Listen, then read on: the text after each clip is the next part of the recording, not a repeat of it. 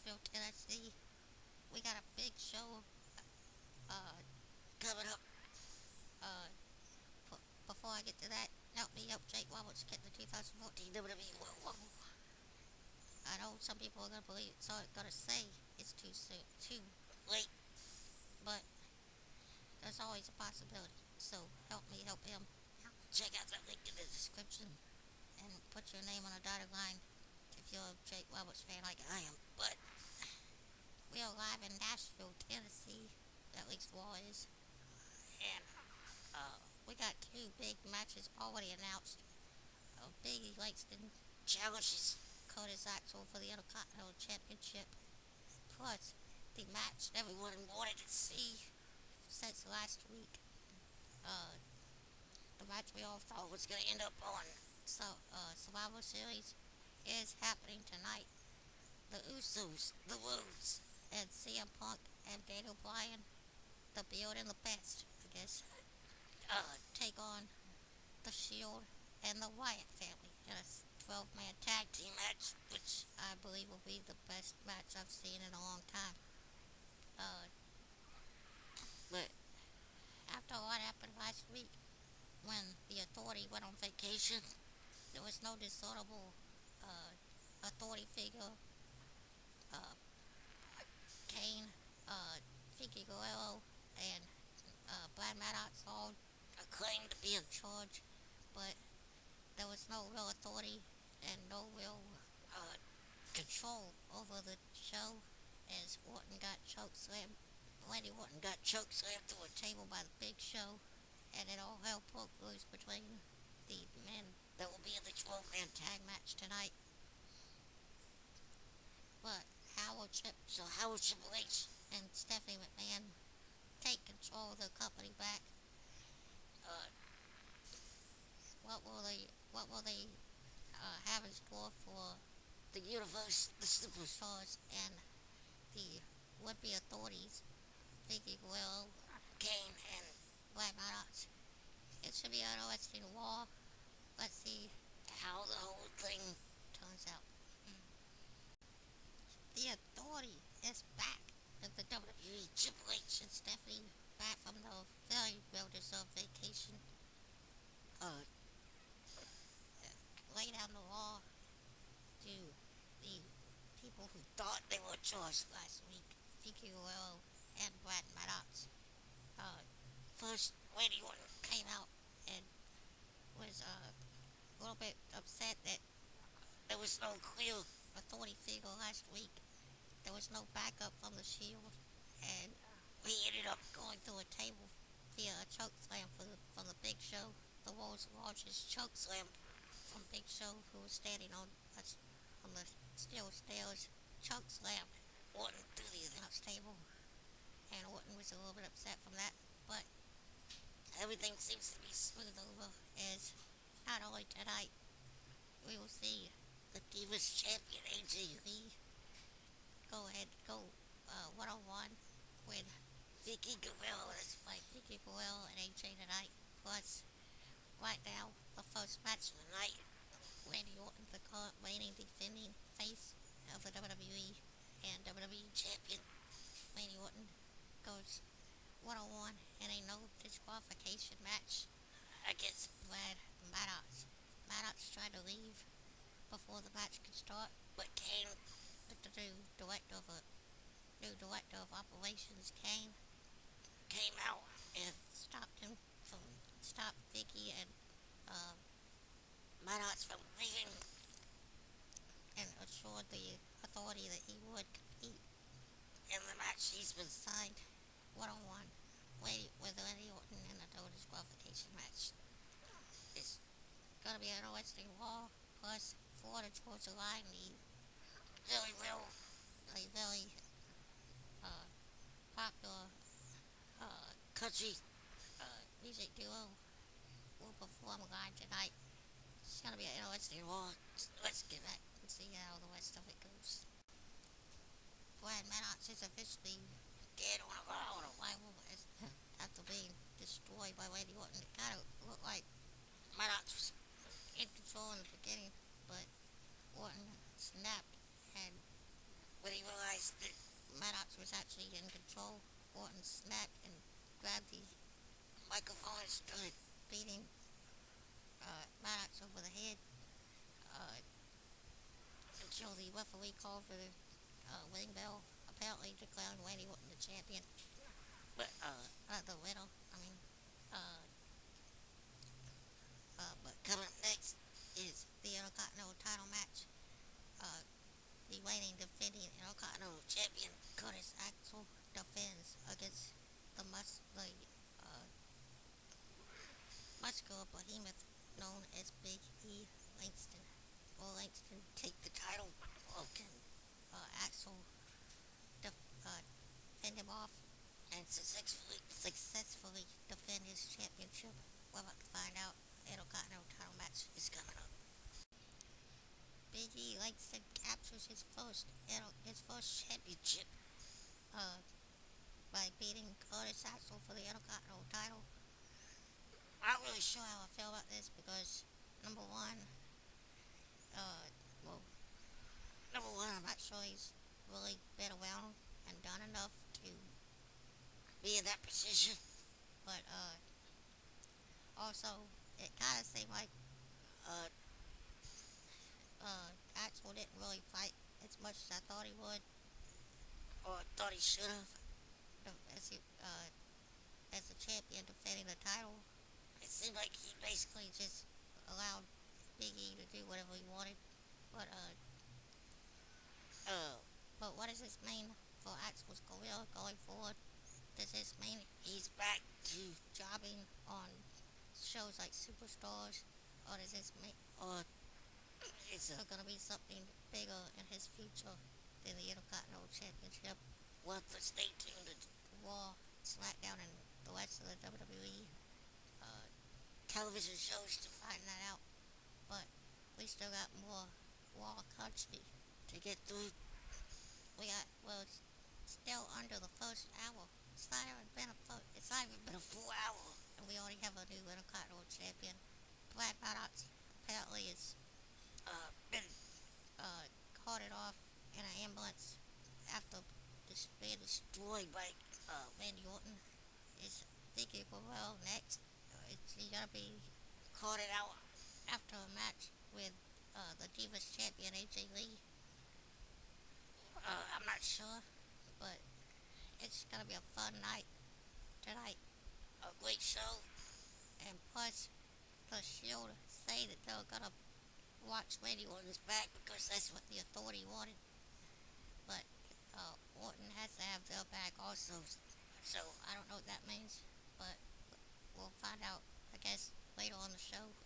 So let's get back and see how everything continues. And people wonder why the WWE Divas division is not taken seriously.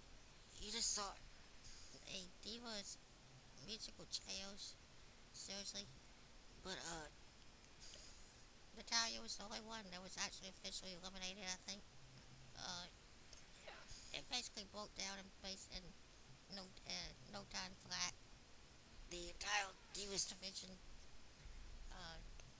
just basically had a giant cat fight in the middle of the ring. All that was missing was Joey Styles screaming, "Cat fight, cat fight!" But yeah, that's why I'm looking forward to AJ Lee. That's why I look forward to AJ Lee wrestling every show to the point she got dehydrated like last week at one of the house shows in England. She busted her ass every night to give us a great show. Unlike most of the divas, she actually, it seems as though she cares about uh, what she's doing now, other than trying to look good. But I digress. Coming up next is the number one contender for the WWE Championship, Big Show, going one on one with the big guy, Ryback, versus the Big Show is next. Big Show gets a win, gaining momentum going into his match with Randy Orton at this Sunday at Survivor Series. Um, against his match was against Ryback tonight. Ryback actually hit the shell shock at one point and looked like he was gonna win, but Big Show kicks out. Ryback went for it again, but Big Show pushed him off and caught him with the KO punch for the 1, 2, 3. After the match, the champion Randy Orton came running out to try to attack Big Show, but Show saw him coming and hit a gigantic spear, sending the champ out of the ring. After that, we went backstage. We went to Zack Ryder backstage talking to Florida Georgia Line when uh, when 3MB came into the picture and claimed that they are now the Rhinestone Cowboys, and apparently they were saying that Florida Georgia Line can play their backup or whatever. But I thought it was entertaining. They actually got one of the got they were one of the top trending things uh, on Twitter. So I think that's hilarious. But after that, uh, oh, Miz and Kofi Kingston took on the Real Americans. Real Americans will get a tag team title match this Friday against the champs Cody and Goldust. Real Americans picked up the win after Kofi Kingston tried to make a tag to Miz. Miz short armed him and jumped off the apron, effectively turning heel and becoming once again awesome in my eyes. Uh, Kofi Kingston was forced to tap out to the ankle lock of Jack Swagger, giving the Real Americans momentum going into the title match. They also said that this Sunday at Survivor Series it'll be a traditional Survivor Series match. The Real Americans teaming with the Shield against Cody Rhodes, Goldust, the Usos, and a mystery partner.